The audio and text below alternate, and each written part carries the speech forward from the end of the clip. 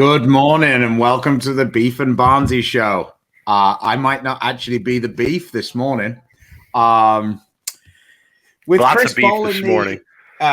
with Chris bowling the PBA 50, I needed a guest host for the week and for the Tuesday, and who better than the mouth of the sweep the rack, the man with all the opinions on the PBA Tour. You should check out his podcast tomorrow night. I'm sure it's going to be fire. But let's see if we can get a slightly toned down Big Mike for the Beef and Barnzy show. Welcome. Oh, no way. When I come on other people's shows, I'm going to say more wild stuff than I say on my own show. Are you kidding? This is it's like playing with casino money. Oh shit. Well, no, but you know what? Beef is a good word for the day. It is, because there's some beef to talk about, and there's beef here, and the name of the show is Beef and Barnzy. So, 40, Stu, 40. Yeah, 40. Okay. Yeah, don't remind me. Welcome to the club. Oh, listen, 40 is the new 30, my man. Come on. Well, don't let anybody tell you that. It's going to have to be for me, because 40 is literally the new 30 for me. I had a pretty nice weekend. My wife organized a surprise. We had a nice gathering at a restaurant up in Dallas, so that was fun for sure. I was surprised by some of the people there. Other people, it was kind of funny. They were like, "Oh, I didn't want you to say anything about it, blah blah blah blah blah." And I go, "Oh, I just assumed you were coming. I knew we were going for dinner. I just didn't know that there was going to be this many people." So yeah, it was a good time. We did some bowling up there. We Houdini'd our way through in the trio event on the Sunday. We managed to make it to the top two, but we got taken out pretty swiftly in that match. Leclaire says, "Oh my God, this is the best combination ever. I think I would miss my own wedding to watch this." That's big praise there, Mike. Appreciate it. All right, so where should we begin with the tour finals? So wait a second. I want to say I'm glad you got to at least celebrate your 40th birthday. I turned 40 last summer. My wife turned 40 last summer. Neither of us got to celebrate our birthdays. It's okay. We're going to make it up. We're going to make it up in August. We got some big plans in August to make it up. But I'm glad for you, and I'm happy for you that you got to celebrate your 40th properly. And happy birthday from me and Sweep the Rack. And like I said, man, don't let people tell you that 40 is the start of being over the hill. Great things happen after 40. That's the way I'm looking at it. So, my wife was in exactly the same position as you. We had a trip to Hawaii planned for last September. So how you making that up? Well, I think we might have a trip to Aruba later in the year. Okay. I mean, I don't know, man. Hawaii compared to Aruba, I think you need to reschedule the Hawaii thing again. Well, we've been to Hawaii a few times, and at the minute, my parents can only get into Aruba. They can't get into Hawaii and all the rest of it. Man, you hear this guy, folks? You hear this guy? Hawaii a few times, Aruba. Don't let these guys front on you, man. Don't let them front on you. I've only ever been to Hawaii to bowl, so back up off of you. Fair enough. Stu looks like 50 and acts like 20. Wow. Morning, Chris. Thank you for your support. I appreciate the birthday. Chris is the owner of Fire Lake Bowling Center, one of our sponsors. So I appreciate it. Thank you. Very nice center. Very nice center, by the way. So, right. So the tour finals, Simo finally got off the second place step, I guess, on the podium. I was excited to see him win. It looked like another meltdown, though. Yeah, well, it could have been. It really looked like another meltdown early. And I'm a Simo fan. I want to see him bowl well. I want to see him win. I said that on our podcast. I even said that I thought he would come out in the next event that he bowls in with an increased focus and an increased desire to win. I think you kind of saw that. But early on in that show, it looked like the approach issues were going to get him.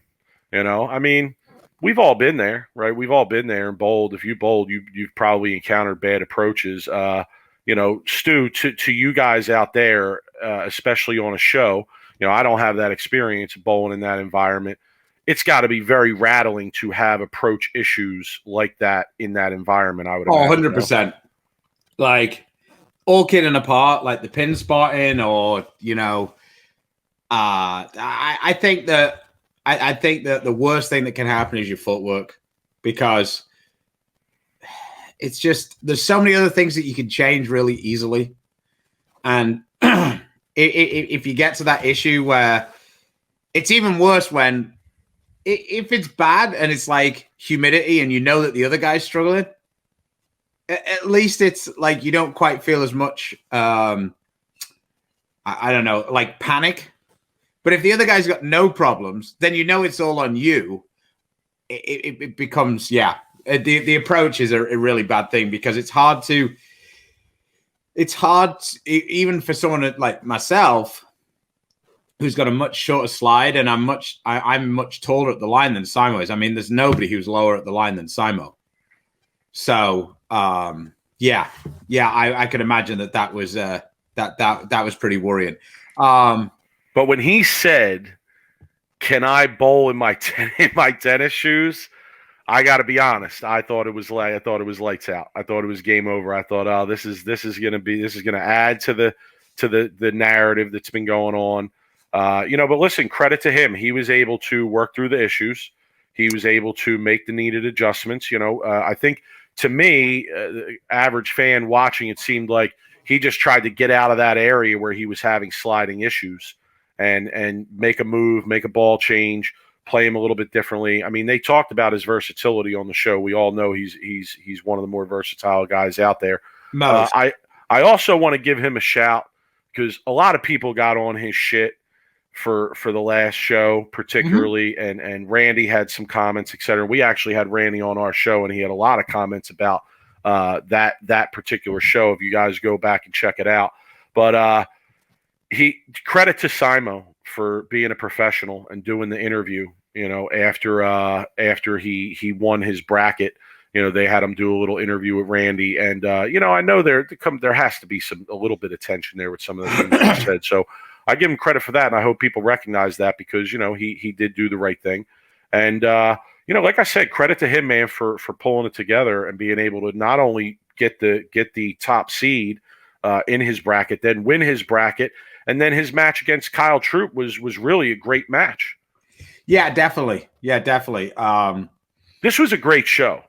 To be clear, I felt this may have been the best show of the year, honestly, to me, watching. I know a lot of people aren't fans of the Saturday portion because it's somewhat pointless, I guess you could say. But overall, with the competition and especially on Sunday, I thought this was a hell of a show. Yeah, I mean, it had a lot of different things. We had somebody shoot 300. We had a lot of different styles. We had two match, kind of funny, really, as well. The Kyle Troop match against Bill, the way that finished up, it was kind of strange as well, the way that all worked out. That right lane looked to be giving Bill a lot more trouble early on. Then it kind of flip-flopped, and then it almost felt like that 10th frame, while Bill had already won game 2, it kind of got him a little bit like not sure which lane he wanted to finish on. I don't know. Wasn't really. We were bowling, and it was on in the bowling center, but it seemed like Bill threw the first one in the 10th, and it kind of hooked a little more than he expected. And he made the move, and it looked really weird, and it kind of freaked him out a little bit. And he ended up finishing on the right lane. And it seemed like Kyle was having more trouble on the right lane as well.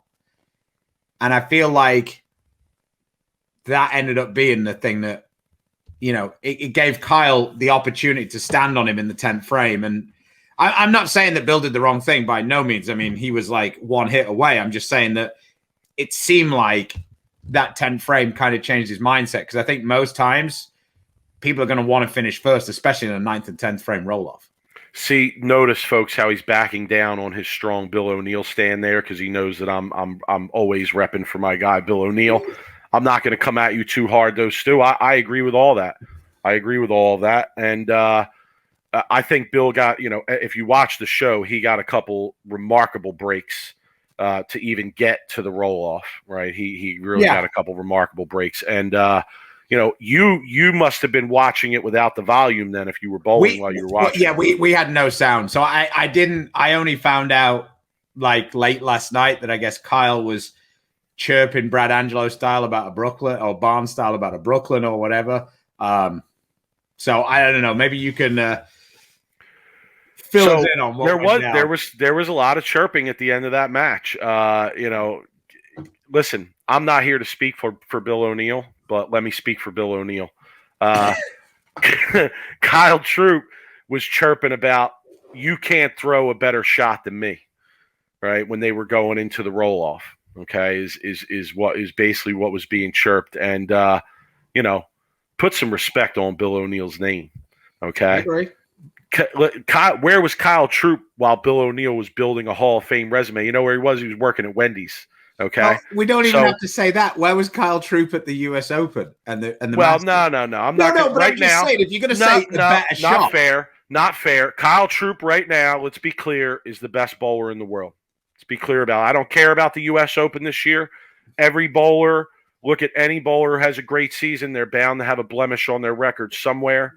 I know it was a terrible performance. That's the U.S. Open. I'm not talking about that. I'm specifically talking about using the phrase, you can't throw a better shot than me.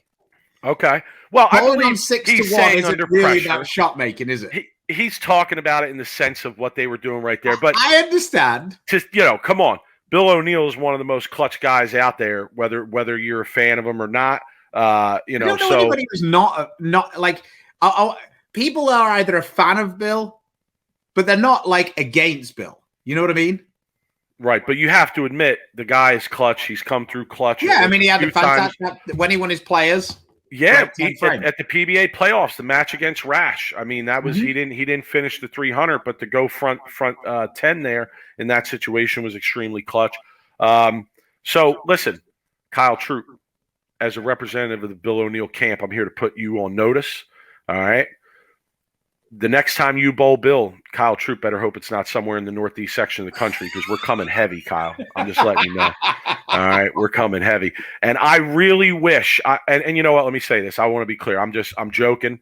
I thought the match was great. I thought the trash talk was great. I thought Kyle was saying things out loud that he would probably think to himself, right? And I thought that was great.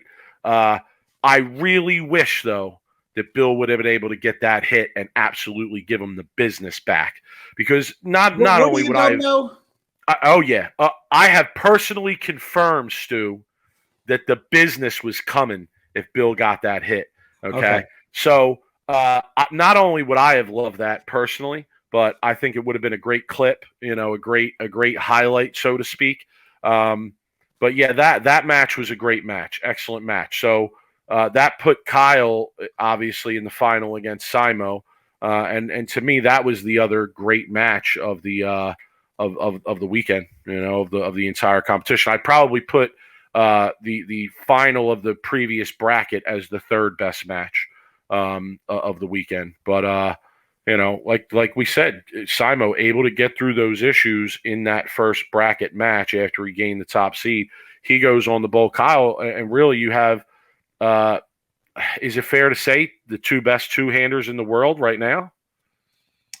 I mean, you can say it. I don't think it's right, but you can say okay. The most. You can say the most informed. How about that? Most informed. Okay. All right. Like, because I don't think that Kyle's a better bowler than Belmo. Well, hottest. Yeah, how about that's hottest? What I'm saying. Yeah. Okay. All right. I don't either. I don't think. I mean, I still think that Belmo is the best in the world when it comes to throwing the rock. Yeah, that's what I'm saying. Like, it's a bit like Frankie and Bill. I don't particularly think that Frankie's a better bowler than Bill. I think that Frankie's on a better run than Bill at the minute. Yeah. So, hotter hand for sure. So that's kind of how I see it. I think Kyle's bowling unbelievable. I think that Kyle is also a person who really Kyle reminds me almost of a lefty. And this is just on the mentality side of it. Left-handers, when they're confident, just win everything. And Kyle seems like he's almost in that zone right now. Like, he's super confident. Like, you can tell how confident he is, how he definitely is like, I'm the big dog, I'm the alpha. The way he was acting in that match with Bill, he wouldn't have done that. Like, he would do that in the bowling center, but he wouldn't have done that on TV a year ago.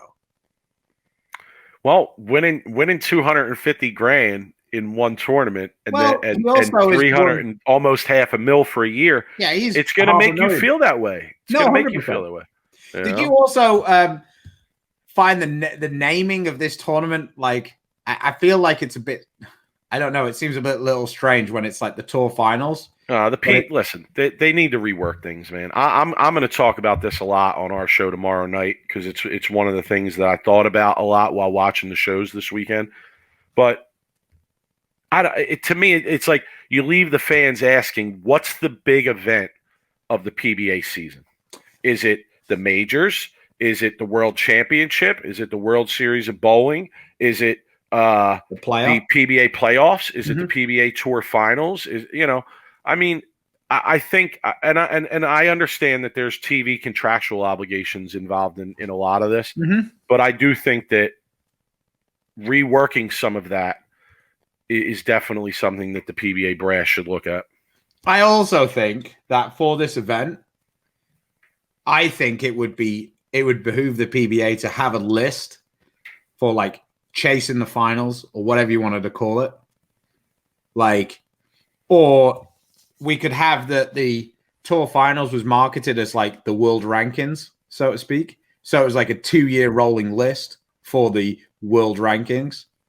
So it wouldn't just be this 1 year. You could have it as the 2-year rolling list. And then because that's what a lot of the other people do. Like golf have so on the European Tour for golf, it's like the Race to Dubai. And that's a 1-year points list. But the world rankings is like a 2-year list or however it would work out. Personally, I mean, I thought to myself over the weekend, I don't know how long the PBA has left with their TV deal with CBS Sports Network. I know it's been a little while that these shows have been on. I don't know if there's plans to renew that or not, or what their plans are there. But personally, to me, that clearly that's not me flaming myself. So what up, Rob? Shout to Rob, my co-host. We can't all be as pretty as Rob. True, we can't. This is absolutely true. But he is the only one who's single. Yeah, this is also true. If the PBA is going to discontinue their contract with CBS Sports Network and perhaps this event is something that's going to cease to exist, I would love to see the PBA playoffs then become the main centerpiece of the PBA season because it is based on 1 year as opposed to 2. And I love a lot of what they've done with that event, with the intros and some of the TV stuff they've done. It's very easy to make that tailored for a lot of TV shows, no matter how much content you need. Well, I'd like to see a few changes in that event too. But if they're going to continue with this event, then yes, I agree with you. I think that they should find a way to rework things a little bit so that this is more of an extra event. And I still want the PBA playoffs to be the main piece. I think they have something there. I think it's good. It's a great event. It's something you can bring to different venues and do in different ways. But I do think that this should be more, the summer stuff should be more of an extra event as opposed to name the PBA Tour Finals as if it's, something of that great of significance. Rick Ramsey, I think that the PBA cares a hell of a lot more than what I think than what USBC and Chad cares about what you think.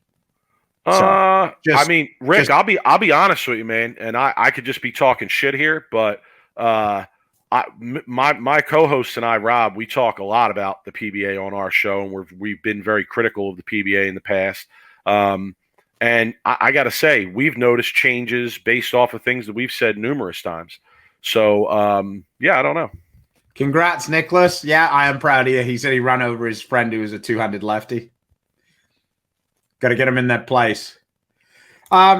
So there's one thing, Stu, I want to throw out there about the shows this weekend, and it's kind of related to the TV situation with CBS Sports and Fox and the two different networks and the contracts. There was no betting on anything this weekend.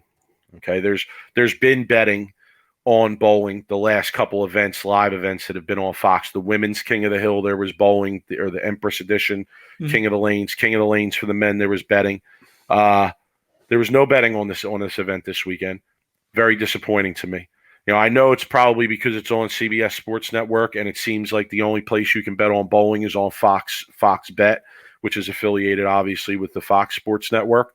But I can't say enough how much being able to bet on the matches really increases my entertainment value as a fan in watching the shows. I DVR'd some of the shows this weekend. I watched while Bill was bowling live, but I did DVR some of the shows because I had some plans and stuff. But when I'm betting on it for the King of the Hill shows, literally, I was out at my pool with my family. I came inside to watch those shows because I had some significant money. Have a TV by the pool? No, not yet. Well, I just finished the pool. Give me time. Right? I got other moves to make. So, but no, I literally came inside to watch those matches live because I had money bet on them. And I just want to put out there again, like, I think that betting on bowling, being for the fans, being able to wager on bowling, is a major avenue to creating interest in bowling, not only in our own sport but outside of the sport as well. I 100% rubber stamp this. Been saying this for a decade at least. Darts in England is huge with a capital, huge. I'm aware. And, we have on-site betting though in England. You don't need. It's not. You basically the bookmaker can turn up anywhere, pitch a tent, and let's go.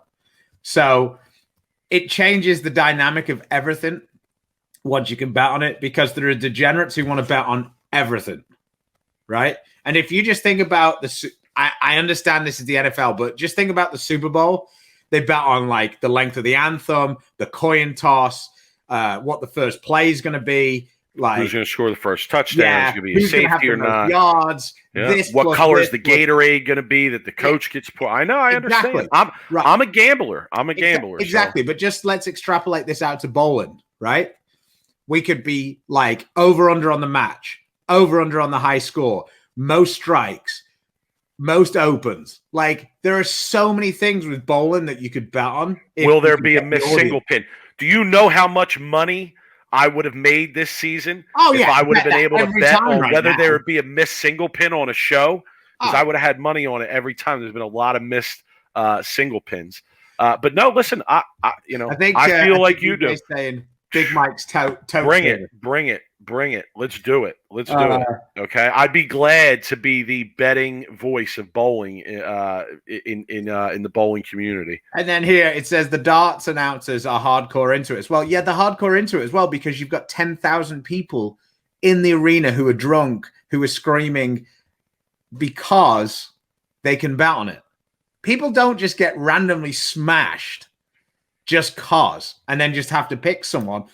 Yeah, Stu, throw up Lawrence's comment there about the PBA League, asking me what I think about the PBA League. Lawrence, I love the PBA League. Actually, I released an article. It's on our Facebook for Sweep the Rack, where I actually gave my thoughts on what the PBA should do to alter the PBA League and make it more of a product for a marketable product. I love it. I think it's a great idea. I do think there's some issues with it. But I do love it as a product overall. Stu, you talk about the announcers in darts. People in the chat talk about the announcers in darts, the crowd in darts.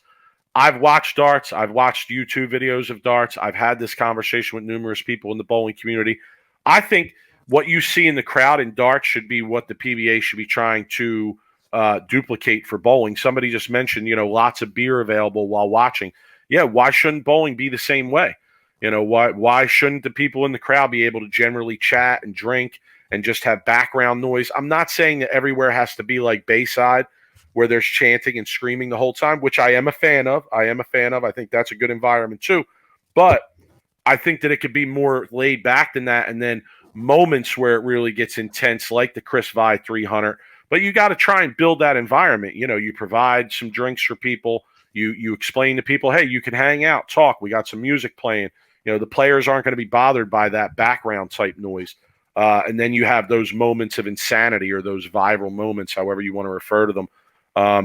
But yeah, again, the betting on the shows, I think as well, huge part of that, But if you guys are familiar at all with the betting, we talk about it a lot on our show. So I've said this numerous times before. Fox Bet is horrible. It's a horrible app. It doesn't work well.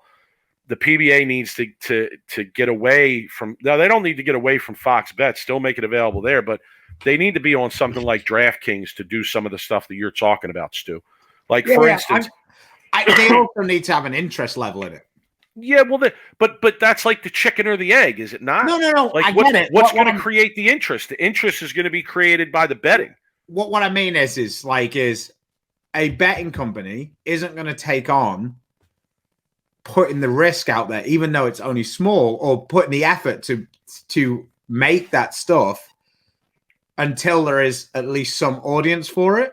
So they have to start small, like they're doing with Fox Bet, where you can just bet on the matches. I think it's going to be really difficult to get them to. Stu, come on. Yeah, I think you are seriously over-exaggerating how much effort a company like DraftKings has to put in to create a tab for betting on bowling. I mean, Stu, you can bet on literally. You go on DraftKings, you could bet on international sports that no one knows anything about, ping pong, Chinese baseball. I understand, but that's because they have an audience for doing it. If they had virtually nobody betting on it, they wouldn't have it. I know, but it's the chicken or the egg. You put it there and you build the audience. I'm specifically talking about the over-unders and stuff. Okay, all right. That I understand. I get that aspect of it. But I'll give you an example of why it's not working well with Fox Bet, right? So you go, I'll use the King of the Hill shows, right? You could bet on the preliminary matches, okay? Mm-hmm. But you couldn't bet on the King matches. Because they didn't know who it was. Right, they didn't know who was going to be there. They couldn't create the odds quick enough. But like, what that stopped is it stopped somebody like me who bet on Parker Bone at plus 300. Okay, and he wins again. Yeah, I want to go back at it. I want to put that money up and double up on him again. What's the max bet on Fox? So the max bets are often kind of low. You know, especially when the odds are really high. So if like the odds are $20, $20, $50, $60, like. And if the odds are really low, like I put a bet in on Liz Johnson to beat Ashley Galanti, and the max bet there was 400. So I bet the max there to win, I think, 100 back. So yeah, the max bets are not that high, all right, and they can control that. But listen, I'm just saying, as a fan, I love when I'm able to bet on it. It increases my interest in a show like this 100%. weekend. It would mine as well. I mean, I obviously probably am not allowed to bet on it. No, being a PBA member, you should not. No. Let's not make you the Pete Rose of bowling, Stu. But I also live in Texas, so we're never going to be allowed to do that because the God Squad's in town, and that's just not going to be allowed. So there's a reason why there are casinos built 2 miles into Oklahoma on the border of Texas. It ain't changing anytime soon. Same with weed. Okay. So it's fine. It is probably better for the people down there.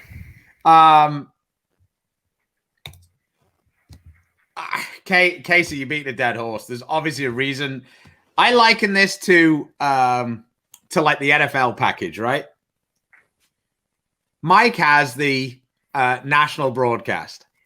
I might have the red zone. The next layer of the people who know what they're doing, they have they can watch any game they want. And the next layer of that, which is what Coley and Tom look at, is the all 22. Like, we don't know all the reasons why things can and can't happen. So from the outside, it looks like it's obvious as to why something should happen. But they're clearly smart and they're clearly intelligent. And that's clearly feels like that's an obvious thing that would make it better. But there's clearly a reason why that doesn't work. It's not because they're just like, oh, no, that's not our idea. We're not going to do it. Like, that's just so I get it. And hopefully that's the way it ends up going. But I'm sure that it's way more nuanced than we think it is, rather than it just being, we're not going to do it just because we didn't think of it first. No, there's too many logistics involved. Yeah, but that's what I'm saying. But I international players, and logistically, it's a nightmare. Here's a way, and logistically, it wouldn't be a nightmare, right? If we bowled PBA League practice day of every tournament we bowled, it could be live on. Have I lost you, Mike? Yeah, So we could do the PBA League. There we go. You're back. I was just saying we could do the PBA League could be run practice day of all the tournaments. So logistically, all of the big players would be there, and then you could run all around the country, and then you could have it as a product for Flow Bowling, because I feel like Flow Bowling doesn't have as much content as maybe the fans would like at the minute, and they probably don't have as much content as they would like. You know, it is kind of, you know. Yeah, I like that idea. Flow Bowling content. Let's have a quick look at how my bowling hero is getting on. Is he moving up the leaderboard? He is not. Chris is in 12th right now after 12. And he's about 220 behind the lead. So there we go. So how many games left? How many games they got left? I think they've got 3 games left till the top 16. Okay. And Chris is in that number by about 60 with 3 to go. And then after that? Good question. Schedule. They bowl 8 games. They bowl 16 games of round robin starting today. So there's still forever left in the tournament. So the doctor's just laying back. He's playing his position. He's probably still, trying out different balls and looks. He hasn't even started yet. 16 games of match play to go round robin. He hasn't even started bowling yet, Stu. Come on, this is the doctor we're talking about. I agree, but at the same time, I also know that they're bowling on something that's extremely easy, and that it's kind of obvious what you need to do. To the point at which Chris told me last night that his son Ryan got there and was like, "Why are you doing that? Why don't you do this?" So Chris said, "Fuck it, okay," and then he did it, and he got out with a couple of good games to finish. So he's it's definitely interesting, to say the least. Brian Leclaire, who I absolutely love. I'm a big Brian Leclaire guy. I think he's fantastic. I think he's a great bowler. I also think he's pretty funny. He said he had a post about, if you're bowling on the edge of an iced out lake. So it was pretty amusing. He was complaining somewhat about being the Great Wall of China out on the PBA Senior Tour, and it does get a little frustrating for those guys. I mean, right now, Bob Learn's averaging 245 and Pete Weber's averaging 243. Yeah, but you're talking about Bob Learn and Pete Weber. What about some of the other competitors there? I understand, but currently the cut for 16 is 222. That's pretty high. Okay. All right. I mean, there aren't many PBA tournaments, period. Not PBA 50, PBA tournaments, period, where after 12 games, second place is averaging 243. I say let the old guys have fun. Let them keep striking. Well, that's the point. Some of the old guys are having fun. My old guy isn't the younger old guys. The younger old guys are not having fun. The older old guys are having a lot of fun. They're shooting the lights out. The younger old guys, they might be a little fried right now. Yeah. But yeah. So I enjoyed the content. I think I was in probably the best place on Sunday to watch it. We were in Plano Super Bowl, which for people who don't know is basically the birthplace of Anthony Simonson. He spent most of his younger years in there. So there was definitely a lot of celebrations when Simo won. It was pretty cool to be in a bowling center. They had all of the screens going with Anthony's matches on. So the fact that match came down to the 10th frame. Real quick, what did you think of the whole scenario with the 2-pattern deal? How did that work did they have, because I didn't get to see the bowling on Saturday. Did they have like both patterns? Yeah, so it was 2 games. Pairs? It was 2. No, it was 2 games on one pattern, 2 games on another pattern on Saturday. Right. Yeah. So this is the thing I didn't really. Where did the bonus come from? Whether you want I believe it was how many people you beat in that match. In that game. so to speak. Yeah. Right. Okay. And what did you think about the 2 group scenario? Yeah, I mean, listen, I said already, I think Saturday is somewhat irrelevant. So, like, regardless of how you break it down, you're really just bowling for seeding. Yeah, But I just feel like it's a bit weird that, like, if Bill O'Neill had been in the other group, he'd have been last. Yeah, but I think you draw them the way you draw them, right? They decided to split the numbers kind of evenly, right? Yeah, it was 1, 3, 5, and 7, I guess. Yeah, so like I was okay with that, and I think what you get is what you get. Yeah, no, I get it. It's yeah, it's it like I say, I was just fascinated as to how that went down, because then of course the leaders both got to choose. They ended up both choosing the same pattern, the longer one. I think that was both because they felt like that would have ended up not being quite as much of a. I feel like there's a little more transition on the longer one, so it isn't quite as much advantage to the guy coming up the ladder. Whereas in the short one, if a guy gets hot, it makes it a lot easier on the shorter one to stay hot, so to speak. Well, yeah, Simonson's choice was all about keeping Jesper out of play. I mean, that was the choice on his end.